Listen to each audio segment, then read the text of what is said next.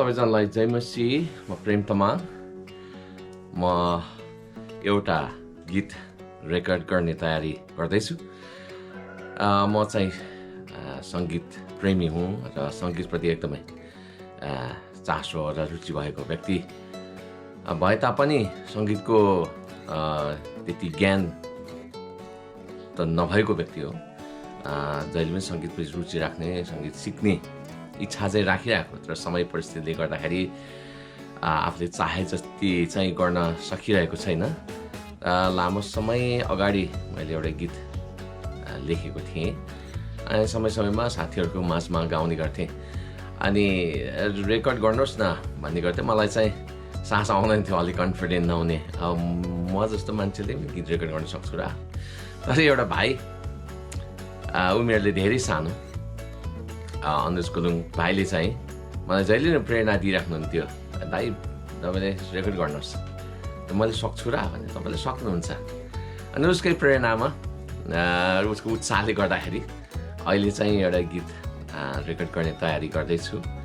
र यो हप्तामा आज रेकर्ड गर्नुपर्ने गीत वास्तवमा, तर कति परिस्थिति गर्दाखेरि अर्को हप्तालाई चाहिँ स्टुडियोसँग टाइम मागेको छु।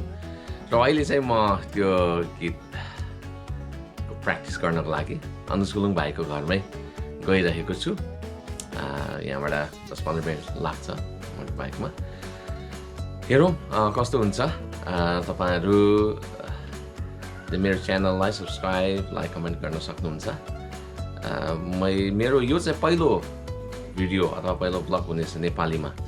इङ्ग्लिसमा चाहिँ भिडियोहरू छन् र भिडियोहरू अपलोड गर्ने काम भइरहेको छ।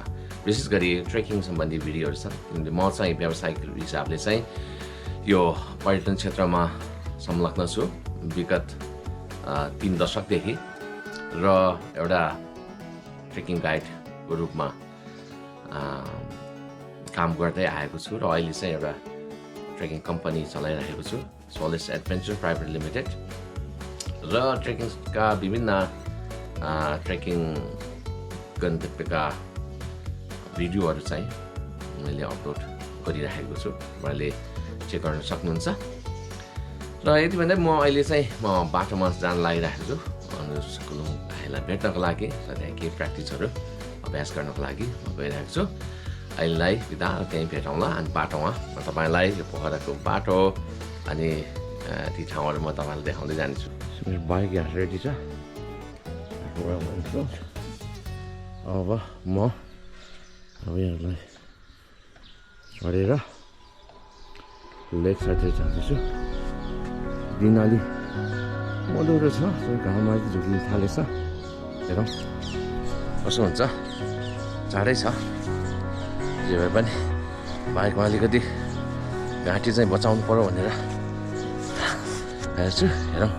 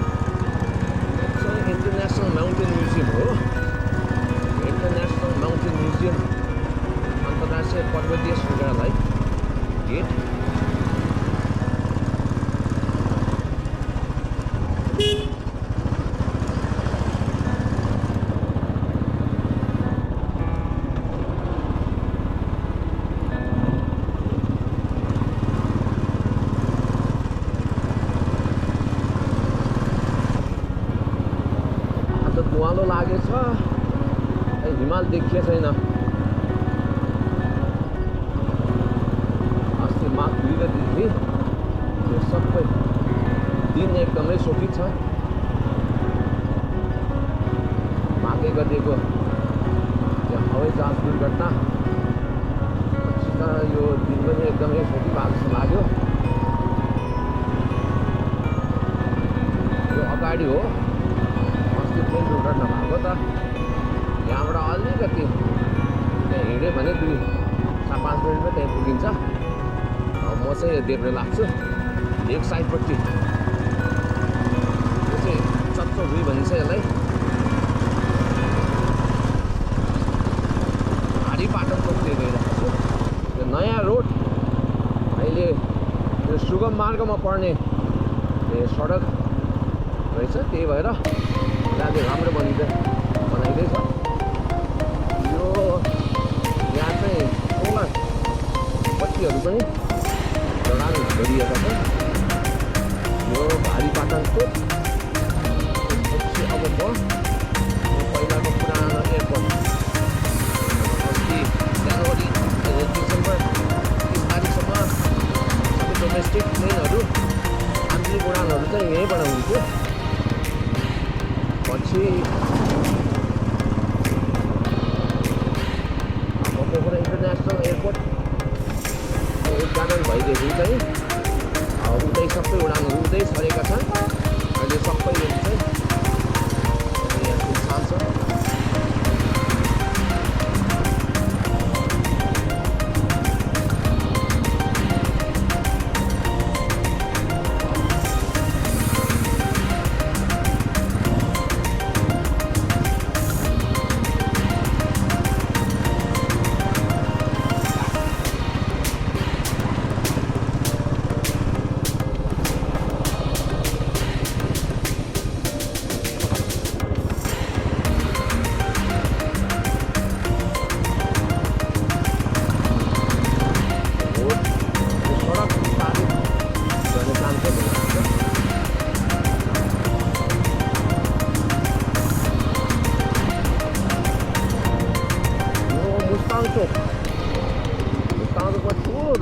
पहिला अहिले चाहिँ सानो बनाइदिएको छ अब म चाहिँ लेक साइड लागिरहेको छु लेक साइड सबैलाई थाहा छ यो पोखराको लेक साइड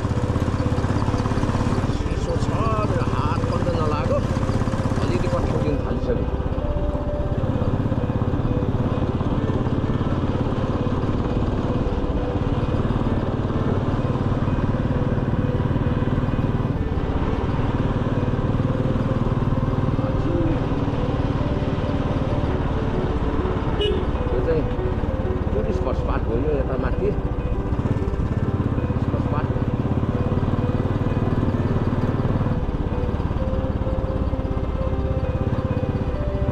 नेपाल राष्ट्र ब्याङ्क यसलाई राष्ट्र ब्याङ्कको भनिन्छ राष्ट्र ब्याङ्क चाहिँ मेरो दाहिनेपट्टि छ राष्ट्र ब्याङ्क चाहिँ मेरो दाहिनेपट्टि छ अब यो शहीद चोक आइपुग्न लाग्यो यो यसलाई चाहिँ शहीद चोक भनिन्छ सबै सरकारी कार्यालयहरू जिल्ला प्रशासन कार्यालय शिक्षा प्रदेश नीति तथा योजना आयोग सबै प्रदेशका सबै सरकारी कार्यालयहरू यहाँ छन् यो चाहिँ बगेदाम प्रहरी कार्यालय यो त दाहिनेपट्टि चाहिँ अदालत छ वडा अदालत अब म वसुन्धरा पार्कतिर गइरहेको छु पार्कतिर त होइन तर पार्कको बाटो यहाँबाट चाहिँ लेक साइड सुरु हुन्छ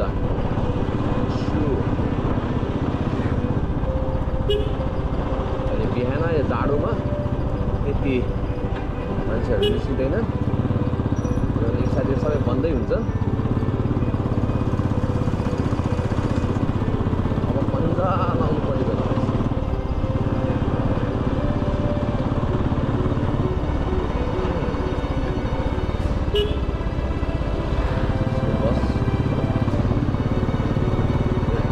देब्रेपट्टि चाहिँ वसुन्धरा पार्क पर्छ बाउरे भन्ने भाइहरू बिहान अभ्यासमा निस्केका छन्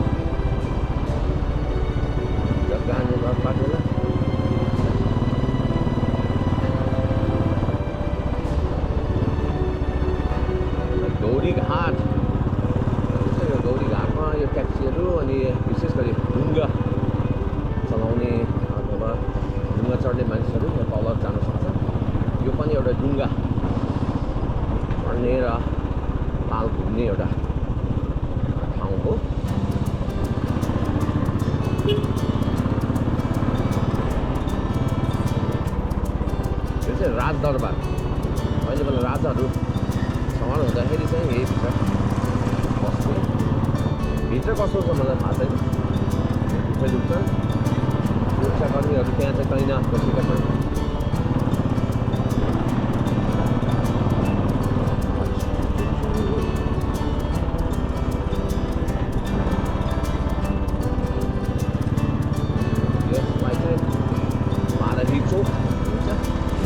देब्रेपट्टि गयो भने चाहिँ बाह्रही मन्दिर पुगिन्छ त्यहाँ तालमा पुगिन्छ त्यहाँ धेरै मान्छे डुङ्गा चलाउनलाई त्यहाँ आउँछ यहाँनिर फेरि हुँदैछ खास गरी यो विद्यार्थीहरूको यो शैक्षिक भ्रमण जस्तो छ यो युनिभर्सिटी युनाइटेड युनिभर्सिटी भ्रमणमा आएका हुन्छ त्यतिखेर धेरै मानिसहरू चाहिँ भ्रमणमा आउँछन्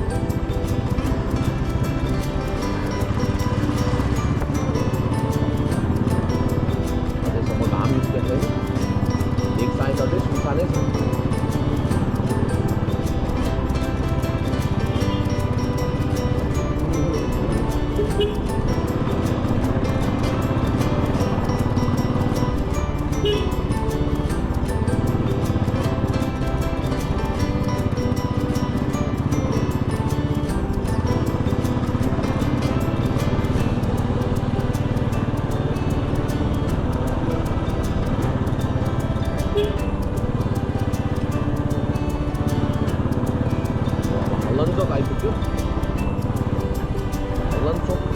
धेरै चोकहरू छन् त्यसपछि यो हल्लन चोक एउटा देब्रेपट्टि गयो भने उता ताल पुगिन्छ चाहिँ फेरि अर्को चोक हरे चोकतिर जाँदैछु अलिकति टाढै छ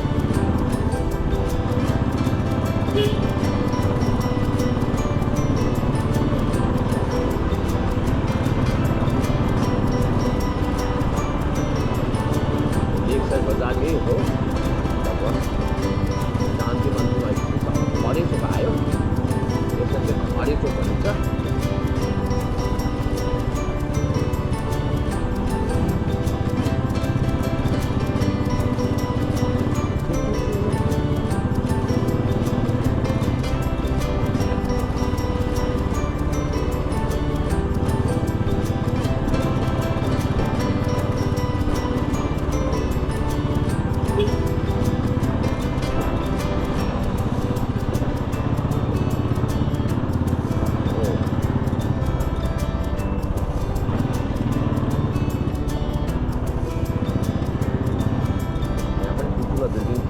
होटल बन्दैछ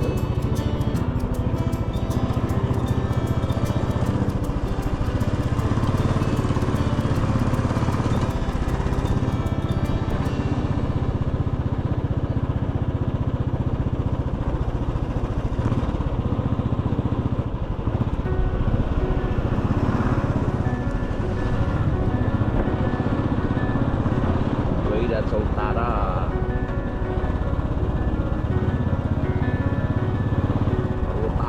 यतापट्टि चाहिँ छोटो ताल पर्छ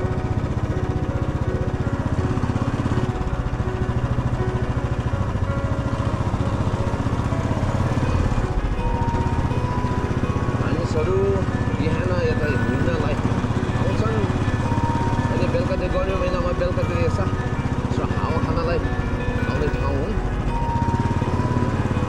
र अलिक पर चाहिँ यो प्याराग्लाइडिङ ल्यान्डिङ स्पेस छ भित्रतिर पनि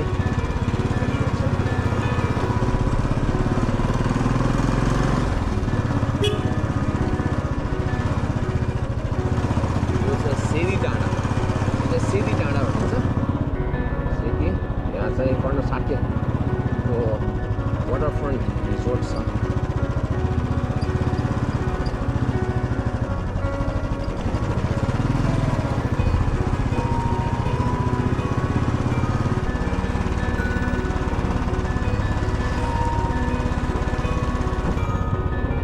दाहिने गयो भने माथि मेथलाङ भन्ने ठाउँतिर पुगिन्छ मेथलाङबाट चाहिँ उतापट्टि हिमाल पनि देखिन्छ अनि यहाँ ताल पनि यो तालको दृश्य पनि रमाइलो देखिन्छ माथि चाहिँ सराउन्डिङ जाने काफी नयाँ सपिङ मलहरू चाहिँ यहाँ बनेका छन् अझै पुरा चाहिँ भइसक्यो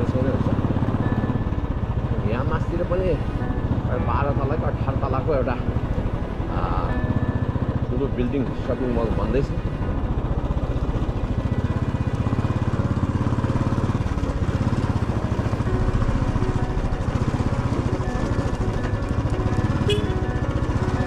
म दाहिने लाग्छु।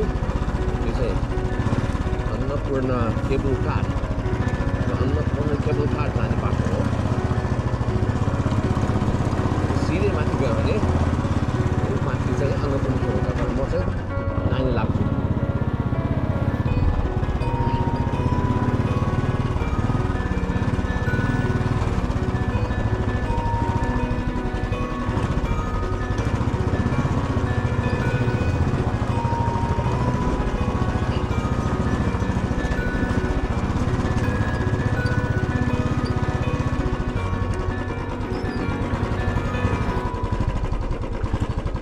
सुमन आउँदैछ।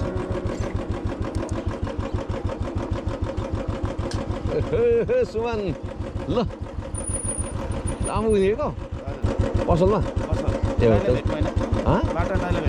भेटिनौ?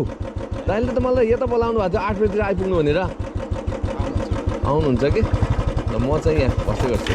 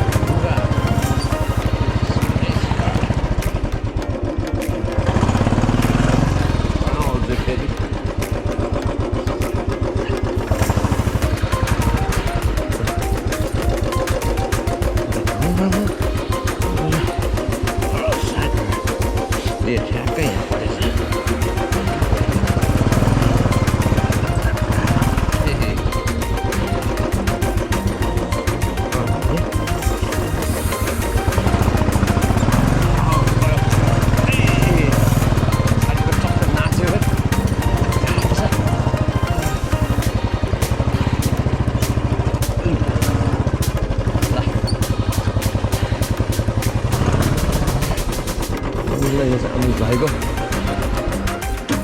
अनुज भाइ आइपुग्यो। अनुज भाइ चाहिँ छैन आइपुग्यो अब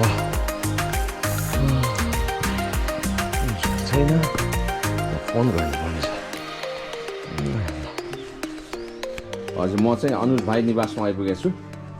अनुज भाइ निवासमा उहाँको अफिस, अनुज भाइको अफिस यो अनुजभाइ.com भन्दै उहाँको यो चाहिँ उहाँको अफिस हो, यहाँ काम गर्नुहुन्छ। अनि त्यसपछि धेरै बुकहरू पढ्नुहुन्छ, धेरै इन्टेलेक्चुअल व्यक्ति, बौद्धिक व्यक्तित्व हुनुहुन्छ, राजा सङ्गीतकार पनि हुनुहुन्छ, गायककार पनि हुनुहुन्छ, अनि उहाँ चाहिँ रचनाकार पनि हुनुहुन्छ। त्रिवेणी यो चाहिँ बिरलै यस्ता व्यक्तित्वहरू चाहिँ बिरलै पाइन्छन् यो संसारमा। अनि म चाहिँ उहाँकै प्रेरणाद्वारा नै यो उमेरले म ठ्याक्कै जसको दोब्बर छु, उहाँको दोब्बर, तर प्रेरणा चाहिँ मैले उहाँबाट पाइरहेको छु। त्यही भएर अहिले चाहिँ होइन, अहिले चाहिँ म पनि एउटा दोषी नै छु। मेरो जीवनको उतारमा म पनि सङ्गीतमा अझै लागिरहेको छु, अनि सङ्गीतप्रतिको रुचि चाहिँ अझै बढिरहेको छ। र उहाँकै प्रेरणा र उहाँको उत्साहको कारणले गर्दाखेरि चाहिँ उहाँकै यसरी सिक्दैछु, अनि सरसल्लाह सुझावहरू गर्दा सिक्दैछु। अहिले चाहिँ यसो प्र्याक्टिस गर्नलाई फेरि यहाँ आएको छु। र अनुज भाइ हुनुहुन्छ, तपाईँ के भन्नुहुन्छ अनुज भाइ? धेरै धन्यवाद तपाईँको च्यानलमा मलाई पनि एउटा ठाउँ दिनुभयो। तपाईँले जे जति भन्नुभयो त्यस्तो त होइन, रुचिको विषय हो म्युजिक चाहिँ।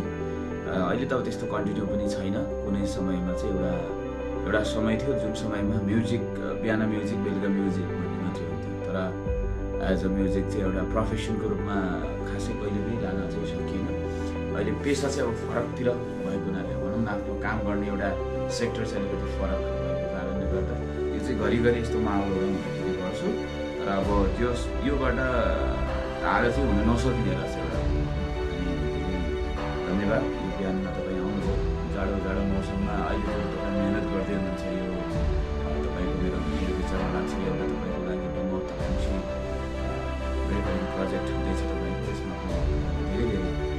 तथा शुभेच्छा पनि प्रकट गर्छु। अनि यो गीत तपाईँको जुन रेकर्ड हुन गइरहेको छ अनि दिनेशले पनि त्यसमा सङ्गीतकार एरेन्जर दिनेश न्यौपानेले पनि एकदम राम्रो मेहनत गर्नुभएको छ यसमा चाहिँ। र मलाई लाग्छ अब काठमाडौँ पोखरा छौँ हामी, तर पनि अब अहिले टेक्नोलोजीको जमानामा अब हामी जहाँ पनि बसेर काम गर्न सक्छौँ। र प्रेम दाईलाई धेरै धेरै शुभकामना छ। हामी यसरी प्र्याक्टिस गरिरहेका छौँ है। अब यो प्र्याक्टिस गर्छौँ, जानी नजानी जे भयो नि बजाउँदै गाउँदै प्र्याक्टिस गर्दै जान्छौँ। एकदम धेरै धन्यवाद। डीबाट होइन, डीबाट यो मेरो हार्मोनियम अलिक